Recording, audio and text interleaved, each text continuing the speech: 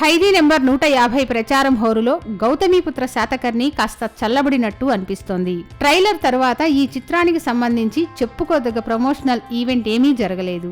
చివరి వరకు గ్రాఫిక్స్ పనుల పర్యవేక్షణలో క్రిష్ బిజీ అయిపోవడంతో ఇక అతనికి పబ్లిసిటీ మీద కాన్సన్ట్రేట్ చేసే టైం చిక్కలేదు. మరీ ఖైదీ స్థాయిలో లేకపోయినా ఈ చిత్రానికి కూడా హైప్ అయితే ఉంది. ప్రస్తుతానికి వెనక ఉన్నట్టు అనిపిస్తున్నా కానీ విడుదలైన తరువాత ఈ చిత్రం ఊపందుకుంటుందని ఇండస్ట్రీలో వినిపిస్తోంది. ఈ చిత్రంలో ఒళ్ళు గగుర్పొడిచే సన్నివేశాలు చాలానే ఉన్నాయట. డ్రామా పాళ్లు ఎక్కువే అయినప్పటికీ శాతకర్ణి ధీరత్వాన్ని తెలియజెప్పే సన్నివేశాలు చాలా బాగా వచ్చాయట. సినిమా అంతటా అద్భుతమైన డైలాగులు పడ్డాయని, శాతకర్ణి చరిత్ర తెలుసుకోవాలి అనుకునే వారికి కన్నుల పండుగలా ఉంటుందని చెప్తున్నారు.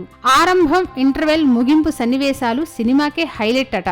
ఇదే టాక్ కనుక రిలీజ్ అయ్యాక కూడా వచ్చినట్టయితే గౌతమీపుత్ర శాతకర్ణికి ఆకాశమే హద్దు.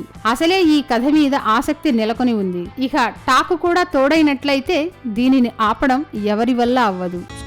Please subscribe. Hi, it's me Purna. Please subscribe.